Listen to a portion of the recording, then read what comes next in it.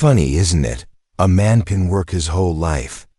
Get up early, stay late, follow all the rules, and still come to the end of the month with nothing to show for it, while someone else, who seems to take vacations midweek, whose shoes never look scuffed, whose money moves without sweat, that man just keeps getting richer.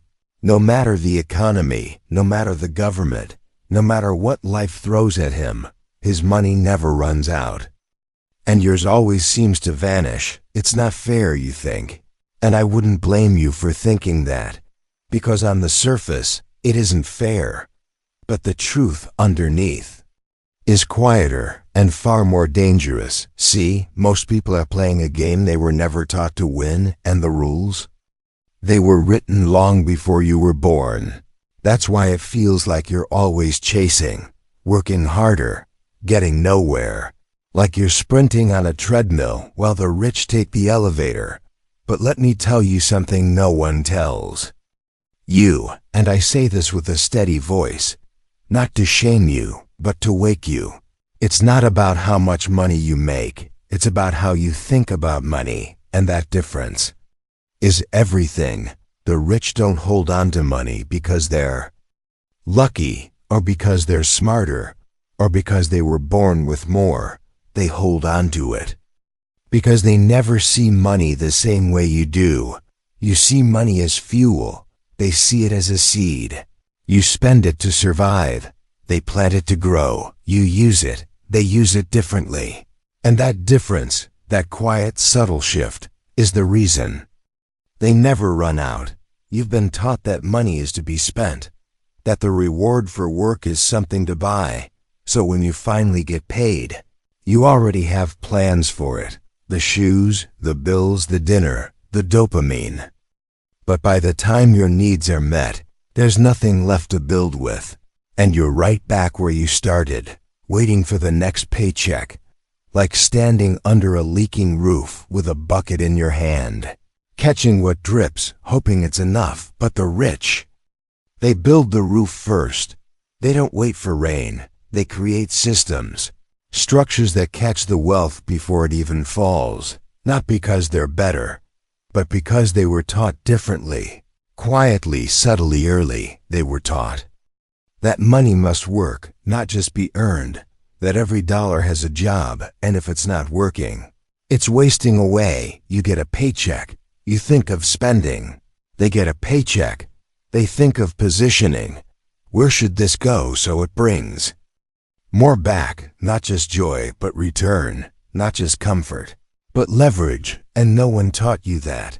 No one sat you down and said, listen, don't just make money, learn to move it, guide it, protect it like a soldier, plant it like a farmer. You thought working more would be enough, that being good, being honest, being diligent would eventually bring peace, but peace doesn't come from effort alone. It comes from alignment, from seeing the game for what it really is. Because this game, it's not about how hard you push, it's about how well you place your pieces, how you think 3 moves ahead, how you step off the treadmill and start building something still.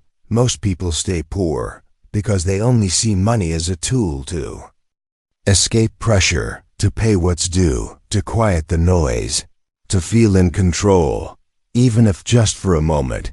But money isn't meant to rescue you. It's meant to work for you, quietly, faithfully, endlessly. If only you'd let it. But no one ever told you how, so you're stuck in the same cycle, getting better at surviving, never learning how to thrive. You want to know why the rich never run out? It's not because they avoid spending, it's because they understand order. They put the system before the splurge, the foundation before the furniture, the long term before the feeling. And once that system is in place, income from investments, returns from businesses, assets that feed them, then yes, they can spend and never feel the loss. Because the source is never empty, but you. You drink the water and throw away the well, not because you're foolish, but because you were never shown how to dig one. So now you live off puddles, waiting for the sky to bless you, while the rich, they've built their own rivers, quiet, consistent, flowing while they sleep. You think money disappears, but money never disappears. It just moves, and it moves away from people who treat it carelessly, toward people who know what to do with it, and that's the uncomfortable truth. Money doesn't care if you're tired, if you've worked double shifts, if you're honest, if you're kind, if you're struggling. It only follows direction. It only obeys structure. And that's why the rich never run out, not because they deserve more, but because they understand the rules better. Rules you were never taught, but you can learn. If you're ready to stop playing blind and start seeing clearly, it starts there, not with a raise, not with a loan, not with another month of scraping through, but with a new understanding, a new relationship, a new rhythm. And that is where we'll go next. Let's keep going, because you're closer than you think. You ever notice something strange about money? It never stays still. It's always moving, always flowing, always looking for a place to belong. And the truth is, money has a mind of its own, not a mind like yours or mine, but a nature, a behavior, a set of instincts it quietly follows, whether you understand them or not. If you treat it right, it stays close. If you neglect it, it slips away, not out of spite, but because money gravitates toward order and flees from chaos. See, that's something the rich have understood for a long time. Not always because someone sat them down and explained it, but because they lived in the systems where money was honored, structured, guided like a river. But most people, they grow up around reaction, not rhythm, around pressure, not planning, around survival, not stewardship. So when money comes, it meets confusion. It walks into a house with no place to sit, no purpose, no instruction, so it wanders off, and it doesn't come back. That's not a curse. That's just how it works. Money doesn't stay where it feels unimportant, where it's treated like a guest you didn't prepare for. It stays with those who prepare a seat for it, a role, a reason. That's why the rich seem so calm about their money. Not because they don't care, but because their system is already in place. Before the money arrives, before the dollar enters, it already knows where it's going, what job it will do, what it will return. There's no guessing, no scrambling, no emotional spending to relieve a bad day, no blind generosity to ease guilt, just quiet discipline, like a conductor guiding an orchestra. Each note deliberate, each movement known. But let me tell you something else. That kind of order, it doesn't come naturally when you've grown up in lack, when you've watched your parents fight over bills, or seen your community live paycheck to paycheck, or been taught quietly and constantly that money is meant to be spent quickly, because if you don't spend it fast, someone else will. That leaves a mark on your nervous system. It teaches you to fear money, to chase it, then push it away, to long for it, but not know what to do when it finally arrives. And that confusion, that inner chaos, it repels wealth, not because you're bad, but because your system isn't safe for money yet. Let me ask you this. When money comes into your hands, do you know exactly what it's meant to do? Do you have a place for it, a purpose that brings more life instead of more pressure? Or do you let it sit there, while 1,000 little impulses tug at you? Buy this, fix that, celebrate, you deserve it. Escape, just for tonight, and then it's gone, and you wonder why it never stays, why it vanishes like a dream you couldn't hold on to. But friend, money isn't a dream, it's a servant, and if you don't give it instructions, it finds another master. That's the part most people miss. Money is meant to serve you, but only if you know how to lead, and leadership with money doesn't mean being perfect. It means being clear. It means saying, this is for building.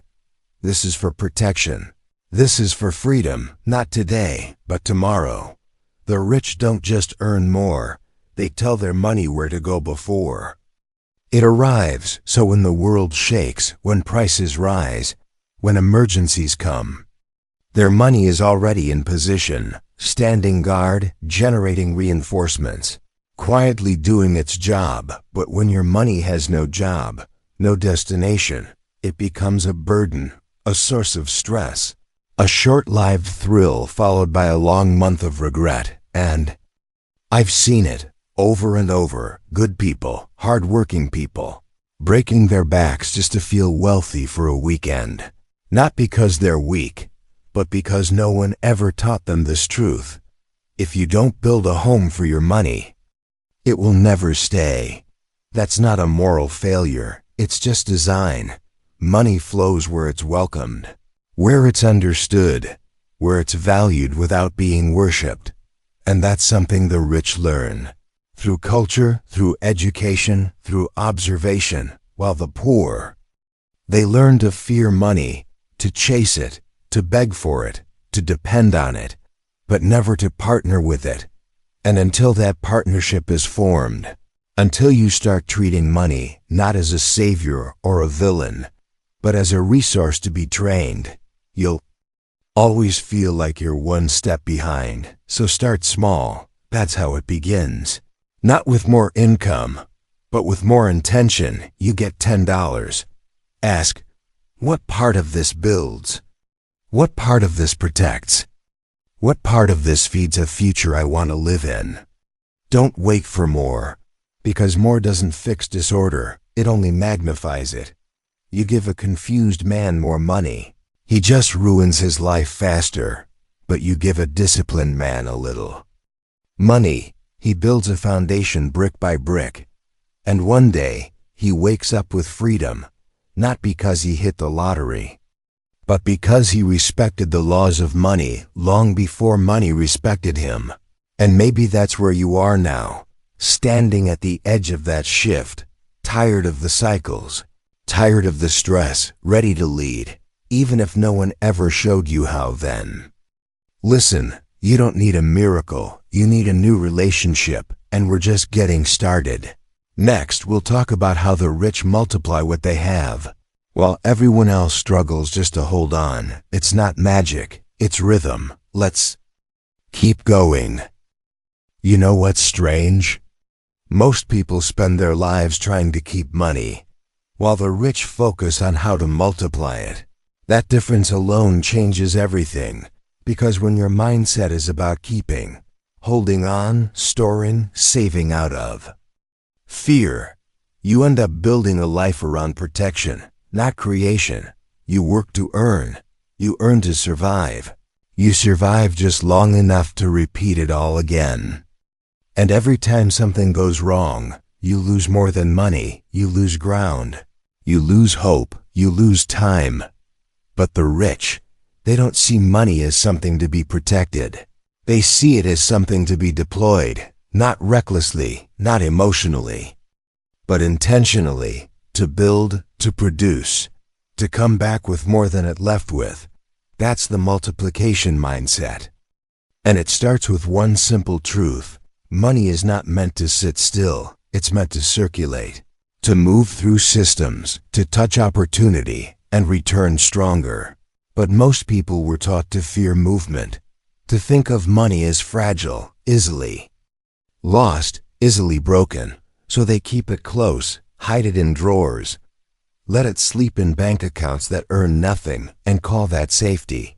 But money that doesn't move dies. Inflation eats it, emergencies deplete it, and over time, it does what all untended things do. It withers. Meanwhile, the rich are moving their money like chess pieces, not randomly, not for ego, but with strategy, with patience, with an understanding that money must work harder than they do. They know something simple but powerful. If your money isn't growing, it's shrinking. There's no in-between, no neutral, no standstill. And that truth? It scares people because it means you can't afford to ignore your money anymore. You can't afford to live with no plan. But the fear isn't the problem, it's what you do with it. See, the poor let fear freeze them, the rich let fear focus. They learn, they ask questions, they listen more than they speak. And when they don't understand something, they don't dismiss it, they study it. Because multiplication isn't about gambling. It's about education. It's about learning how money behaves, so you can place it where it has room to grow. A stock, a business, a property, even a skill. Anything that turns $1 into 2. And 2 into 10, not overnight, but over time with rhythm and structure and care. You might say, well, I don't have money to invest, and I hear you. But the rich didn't always have money either. They just learned faster that you don't. Wait to have more. You start with what little you do have. You take $100 and you learn how to move it wisely. You take 1,000 and build a habit. You take the income from your time and slowly shift it into something that earns. While you sleep. Not because it's easy, but because it's necessary. Because if your whole life depends on your effort, your body, your time, then you're always one crisis away from collapse, one injury, one layoff, one market dip, and it's all gone. But the rich, they build protection through production. They build safety through systems. So even when life shakes, even when one stream slows, another one flows. It's not luck, it's not magic, it's structure. And structure always beats emotion. But you were never taught structure. You were taught emotion. You were taught to spend when you're happy. Spend when you're sad. Spend to celebrate. Spend to cope. You were taught that money is about feeling, not function. And that keeps you stuck in the cycle, working for money, spending for relief, recovering from regret, repeating. But what if that changed? What if, instead of chasing more, you learned how to multiply what you already have? What if, instead of fearing risk, you learned how to manage it, not with hope, but with knowledge, with patience, with principles that don't shift when your emotions do? That's how the rich operate. They're not chasing shiny things. They're building engines, engines that run with or without them, engines that feed their future. Not just their present. You ever see a tree heavy with fruit? It didn't grow overnight. It didn't start with abundance. It started with a seed. Buried, watered, protected. That's how wealth is built, quietly, privately, long before anyone sees it. And when it finally shows up, people call it luck. They say, must be nice, not realizing how many seasons it took to get there. You can have that, but not by doing what you've always done. You'll have to stop seeing money as your reward and start seeing it as your worker, not something you use to feel good, but something you guide with wisdom, even when it's small, especially when it's small. Because how you treat the little is how you'll handle the lot. So ask yourself, are you building engines or just chasing ease? Are you planting seeds or just collecting fruit from other people's trees? This is the shift. This is the moment where everything starts to turn. Not because the world changed, but because you did. You stopped waiting and started building. Next, we'll talk about the emotional weight people carry around money. The hidden beliefs that sabotage wealth before it even has a chance. It's not just what you do with your hands. It's what lives in your heart. Let's keep going. There's more to uncover. There's something most people never talk about, but it runs everything beneath the surface. It's not your income. It's not your expenses. It's not even your habits. It's the story you carry about money, quiet, unspoken, formed long before you ever earned your first dollar. And that story? It follows you everywhere, into every job, every purchase. Every decision, every relationship, you think you're making choices, but often, it's the story making them for you.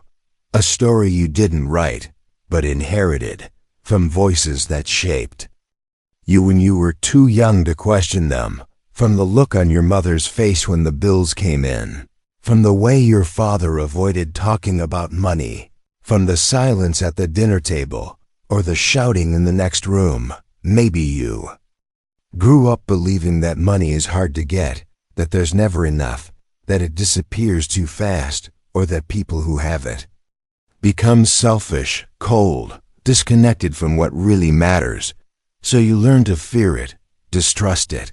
Even when you want more of it, you quietly push it away. And you don't know why. You don't know why every time you finally get ahead, something breaks, something pulls you back, and you end up right where you started. You call it bad luck or bad timing, but sometimes it's just a bad story. See, you can't outrun the story you believe. You'll always act in a way that brings it true, not because you want to, but because the mind seeks comfort, and what's familiar feels safe, even when it's painful. That's why people sabotage their progress, not out of stupidity, but out of loyalty. Loyalty to the story. Loyalty to the belief that says, don't be too successful. Don't outgrow your circle. Don't have more than your parents had. Don't become like them, the rich. Because somewhere along the way, money became more than just currency. It became an identity, a battleground, a symbol of pain or pride or protection. And until you face that story, until you see it, you'll stay trapped inside it, living out the same patterns, blaming the system, blaming the boss, blaming yourself, but it's not your fault. No one ever told you that money has emotional weight, that behind every financial habit is a hidden belief, and behind every belief, a wound. And wounds don't heal through willpower. They heal through awareness, through truth, through replacing the old story with a new one that fits who you are now, not who you had to be just to survive. I remember a young man, bright, full of ambition, but always broke. No matter how much he earned, he found a way to lose it. Through spending, through generosity, through distraction. One day, I asked him, "What does money mean to you?"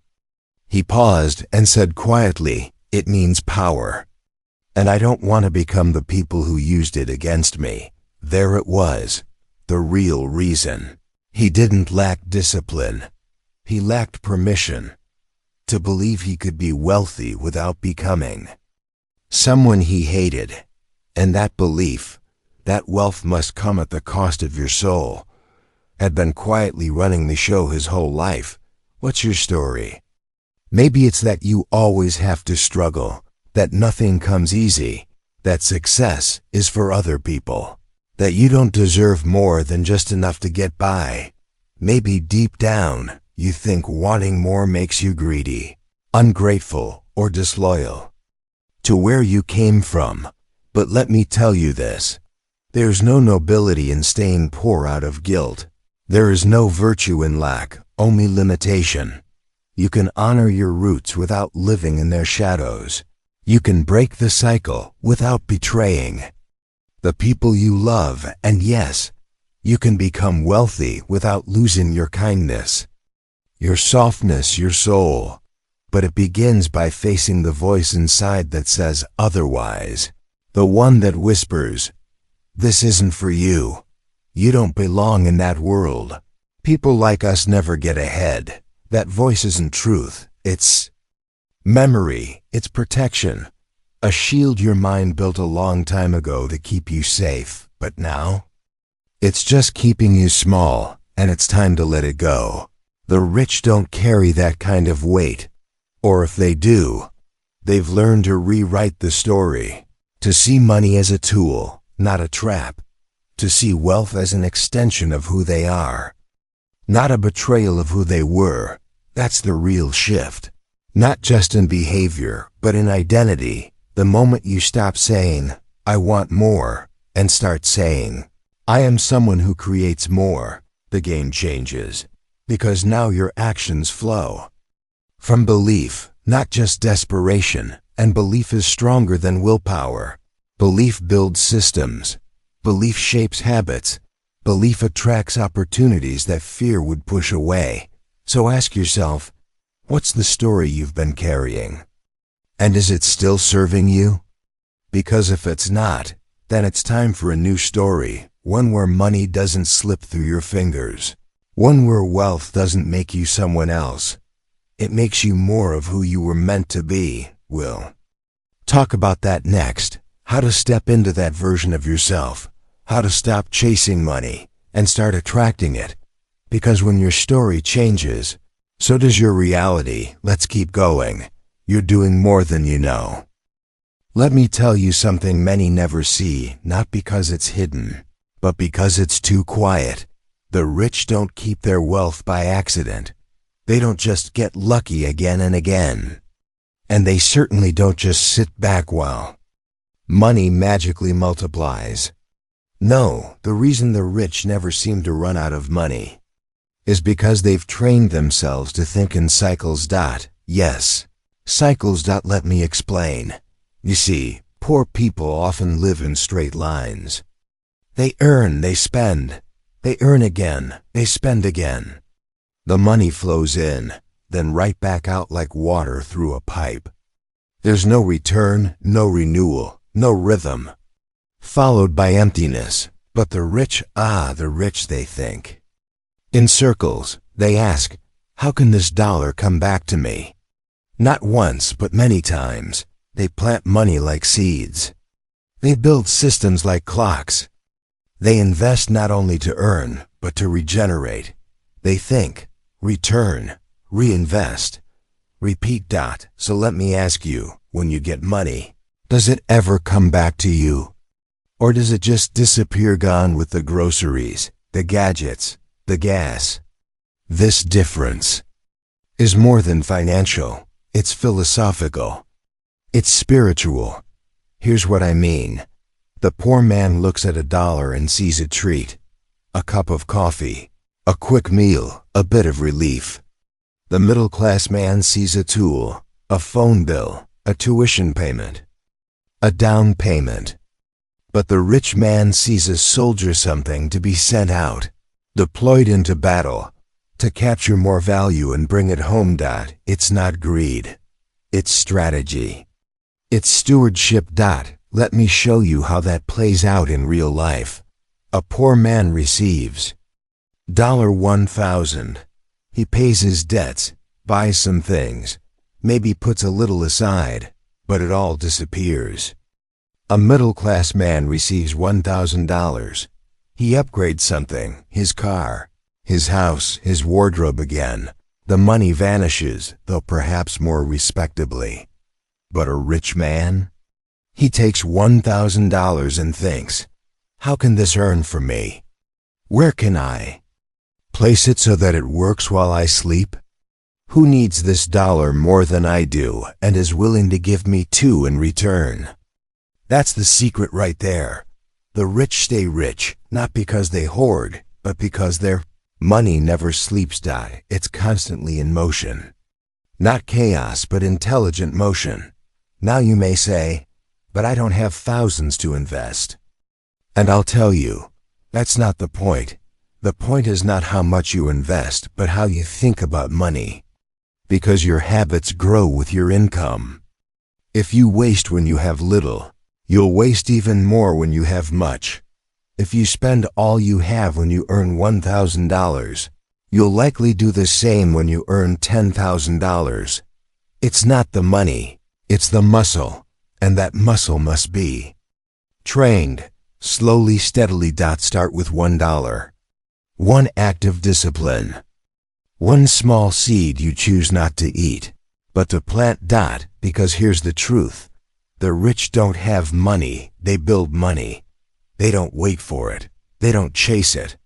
They design systems that bring it in, again and again, whether they show up to work or not. They write books that sell while they sleep. They own shares that pay dividends every quarter. They rent out properties that bring cash each month. They build businesses that others run. They move from labor to leverage. They graduate from working for money to having money work for them. So, what about you? Have you learned the art of leverage? Or are you still trapped in labor? Let me give you something to reflect on. If your income stops the moment you stop working, you are not free. You are useful, yes.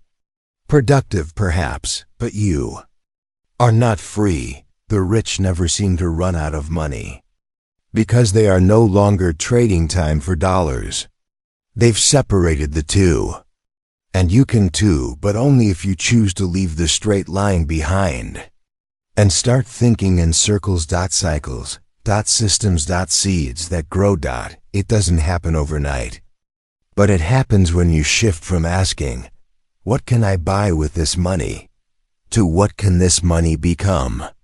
Let your money become something. Let it grow. Let it serve you, not just satisfy you. I'll leave you with this final thought. If you lost every dollar today, but kept your habits, your mindset, and your systems, would you be able to rebuild? That's what separates the rich from everyone else. It's not what they have. It's what they know how to do with it. So learn that. Build that. And you'll never be poor again. Because real wealth is not money. Real wealth is the ability to create money quietly, consistently, confidently. That is why the rich never seem to run out of it. Not because they have more, but because they think differently. And now, so can you. Let me tell you something that might surprise you.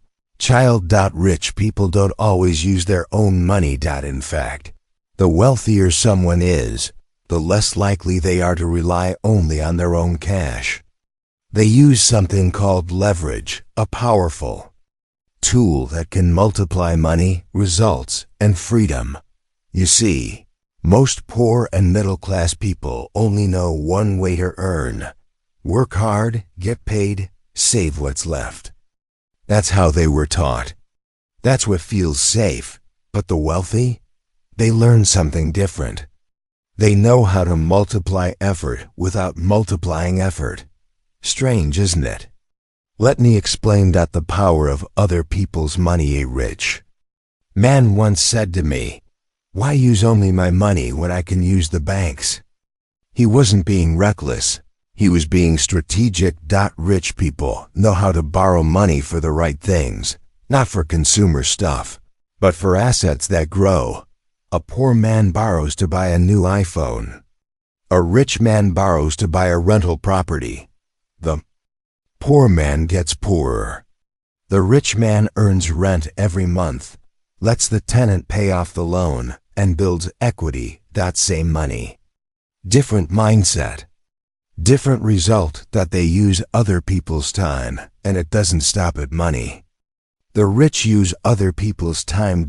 Instead of doing everything themselves, they build systems. They hire people. They delegate. They create businesses that run even when they sleep. It's not because they're lazy. It's because they understand this.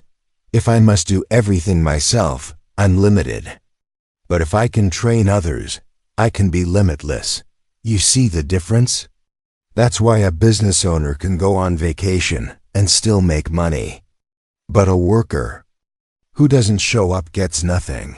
That's not unfair. It's just a different level of thinking.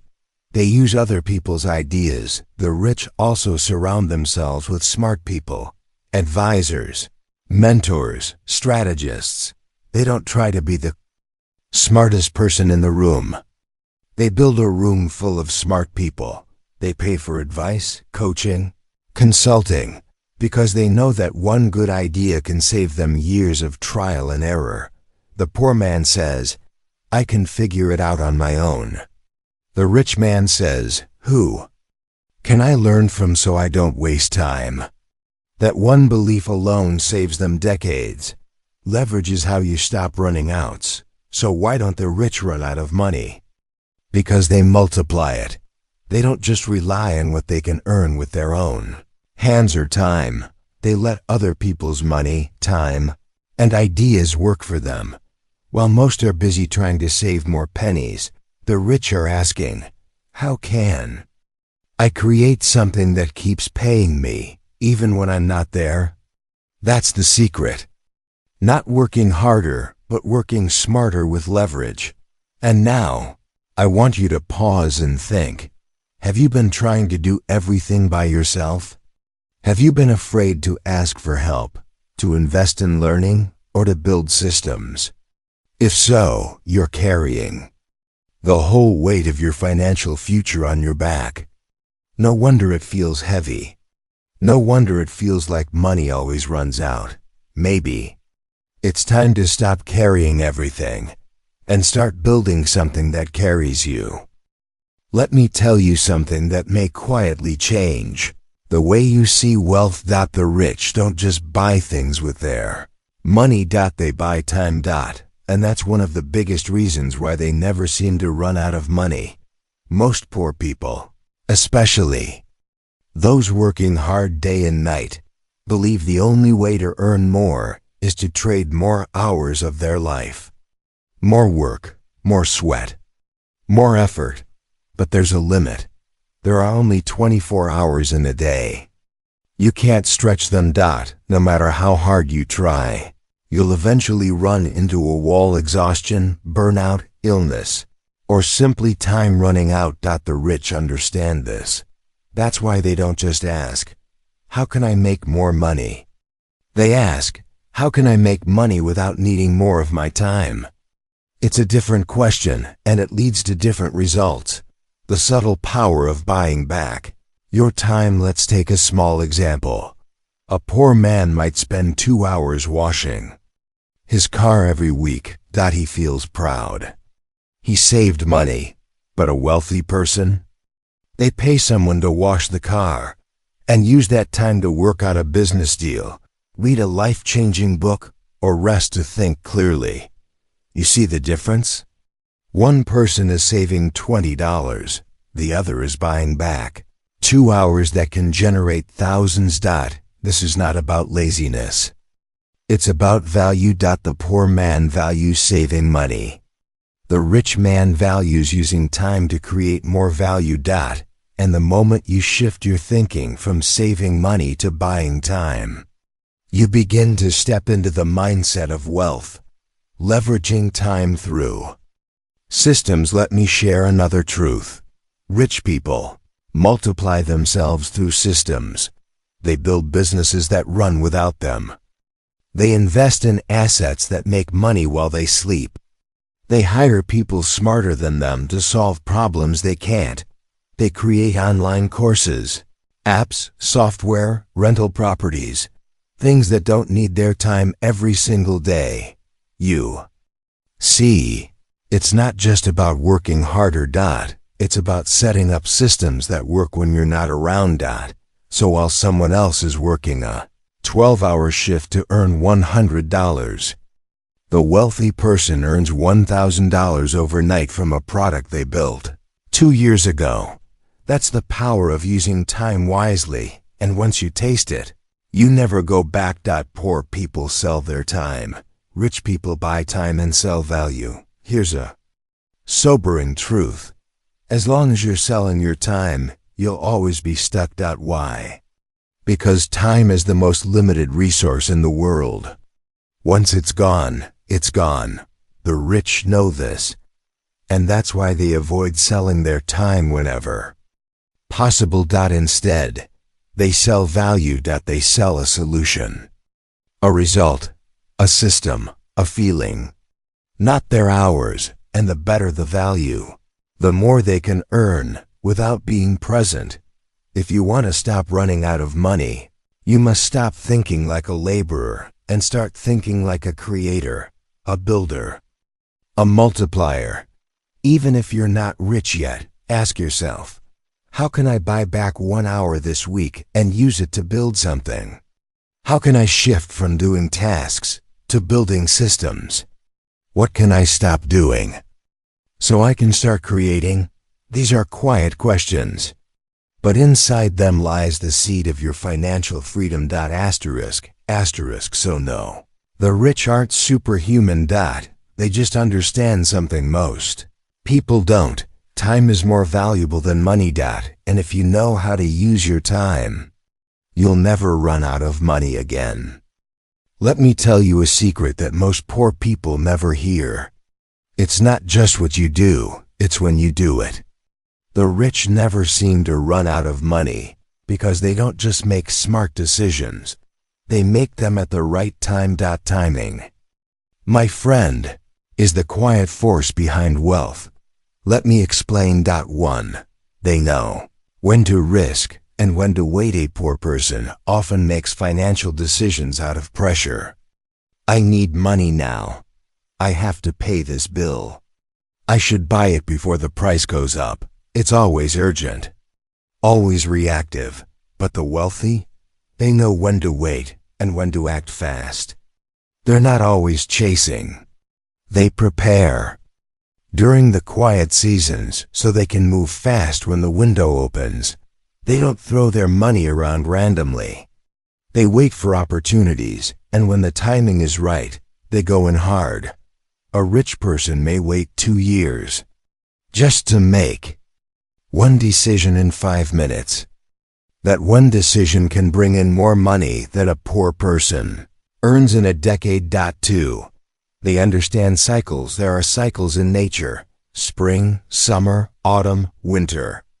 And money moves in cycles too. There are times to plant, times to harvest, times to cut losses, times to expand. The poor are often unaware of this. They think success means always going up, always doing more, always pushing. But the rich, they study cycles. They know when a market is overheating. They know when to hold cash instead of stocks. They know when to take profits and walk away. That's how they survive downturns, and how they double their wealth when others panic. 3. They use time, not just money. Poor people think only in terms of money. I don't have enough money to do that. But the rich use time as a tool. They plant seeds today that grow next year. They build networks now that bring deals later. They learn a new skill today that becomes a business in 5 years. They think long. They know that the most valuable investments often take time to mature. And because they understand this, they don't panic when things take time. They're not rushing. They're building. That's why the rich don't run out of money. Even when it seems like they're doing nothing, they're quietly gaining ground. 4. They know timing is emotional. 2. Here's something few people realize. Poor timing isn't just about the market. It's about emotions. Many poor financial decisions are made in moments of stress, fear, or desperation. When you're in pain, you sell too early. When you're excited, you buy too much. When you're tired, you settle for less. But the wealthy have learned how to manage their emotions. They make decisions from a place of calm, clarity, and perspective, not pressure. They know the right move at the wrong time is still the wrong move. So they wait. They think. They breathe. They let time work for them, not against them. 5. They think in decades, not days. This may be the biggest difference of all. The poor ask, how can I make money this week? The rich ask, how can I build something that lasts 10 years? Poor people look at the daily balance in their bank account. The rich look at the long game. What will this asset be worth in 5 years? What habits will make me wealthy in a decade? What relationships can I invest in now that will open doors later? Because of that mindset, the rich don't live in constant financial fear. They always seem to have money because they've planted trees that now bear fruit. Trees they planted years ago. while others were busy chasing quick wins. Asterisk, if you want to stop running out of money, you must start mastering time. Learn when to wait. Learn when to act. And above all, stop making decisions just for today. Think in seasons. Think in cycles. Think in years, because that's how the rich live. And that's why money never seems to leave them. Let me ask you something quietly. My friend, when you receive a little extra money, maybe a bonus or some unexpected gift, what do you do with it? Most people tuck it into a savings account. If they're being responsible. Some will spend it. Some will hide it away for a rainy day. But the rich? They don't just save money. They save opportunities. Now this may sound strange at first. We've been taught from a young age that saving money is the ultimate sign of financial wisdom. And to a point it is. If you're drowning, a lifeboat matters. But once you're afloat, just sitting in the boat won't get you to the other side. Let me explain what I mean. Point 1. Money is just the beginning. The quote don't. Rich don't see money as the end goal. They see it as a tool, a key, a seed. When they save money, they're not just stacking it up like bricks in a vault.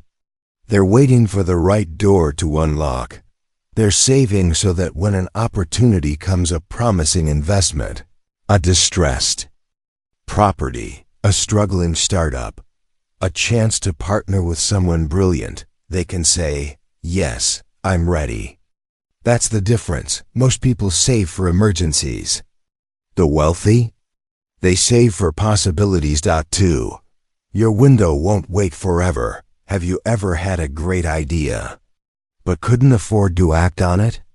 Or maybe someone offered you a share in a business, but you didn't have the capital, so you had to decline? You see, opportunity doesn't knock twice. It whispers quickly, and only to those who are listening and prepared. The rich stay prepared, because they don't want to miss that whisper. That's why they save, not just money, but mental bandwidth, energy, strategic connections, and yes, liquid capital, so when something rare comes along, they don't need to ask permission. They move. Point 3. Poor people save to avoid loss. Rich people save to multiply value. This is one of the great unseen differences. If you grew up with very little, your instinct is to protect what you have. And that's understandable. You work hard. And when something finally lands in your hands, you don't want to lose it. But that very mindset can trap you, because playing defense all your life won't get you ahead. You have to learn to play offense. The wealthy aren't afraid to deploy their money, not recklessly, but wisely. They aren't saving money just to keep it safe from harm.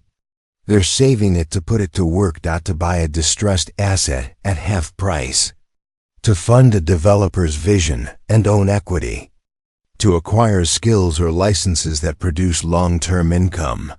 They're looking for asymmetric bets, places where they risk $1 but could earn $5, $10, even $100. And because they have money saved for that moment, they take the shot. Point 4. Don't just build a bank account, build a war chest. What would happen if you started seeing your savings not as a cushion, but as ammunition? Instead of just thinking, I have $10,000 in savings in case something bad happens, you could say, I have $10,000 in reserve to take advantage of the right opportunity. That shift in mindset changes everything. Of course, be wise, keep your emergency fund, pay your bills. But beyond that, start saving with offense in mind. It might take months, years even. But one day, you'll see it. The moment when the average person says, I wish I had the money. And you'll say, I do. 5. Prepare now, because the door will open. The future is always knocking, but it won't wait forever. People think success is about luck. It's not. It's about being ready when luck walks into the room, and that's what the rich understand. They stay ready. They stay watchful. They save not just for safety, but for leverage. Not just to hold, but to act. Because when the opportunity comes, they don't hesitate. Take this to heart, my friend. Don't just save money. Save capacity. Save readiness. Build the habit of staying prepared mentally, emotionally, and financially. Because the richest rewards never come to those who wait. They come to those who are ready. And readiness is a choice. Let me tell you something not everyone is ready to hear. Wealth doesn't begin with money. It begins with a shift. A quiet, almost invisible shift inside you. Not in your wallet. Not in your bank account. But in your thinking. The rich don't stay rich because of luck. They stay rich because their relationship with money is different. While others fear money, chase it, or worship it, the rich understand money. They work with money, not for it. They know this. Money flows toward those who treat it with respect, not emotion. It flows to those who protect it, multiply it, and give it purpose. Most people run out of money because money was never trained to stay. Yes, you heard that right. Money, like a wild animal, must be trained.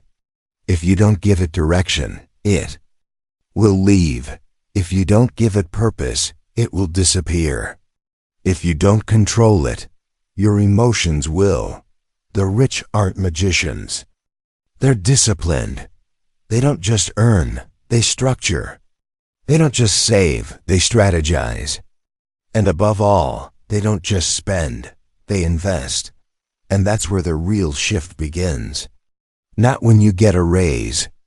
Not when you hit a big sale. Not when you win something or inherit something. But when you stop saying, I just need more money, and start saying, I need to learn how to manage and multiply what I already have. Let me tell you what I've seen in my years. The poorest person in the village may one day become the richest. Not because of some lottery win, but because they changed how they think. They stopped asking, what can I afford? And started asking, what will bring value in return? They stopped saying, I can't keep money. And started saying, how can I make money work for me, even while I sleep? They stopped blaming bad luck, bad wages, or bad timing, and they took responsibility. They started studying money like it was a language. Because that's exactly what it is, a language of value, trust, and flow. So maybe you're sitting there right now thinking, I've always struggled with money. I try to save, but I always end up spending. I work hard, but I never seem to get ahead. If that's you, I understand. I really do, but I want to leave you with this. Money is not the enemy. Ignorance is, fear is. Emotion without strategy is. And the moment you start learning, understanding, and reprogramming how you think about money, you begin to move away from survival and toward wealth. Not fast, not flashy, not loud, but slowly, surely, and quietly, like most real success stories do. The rich never seem to run out of money. Because they don't run after money. They build systems. They build mindsets. And they build discipline that lasts longer than motivation ever will.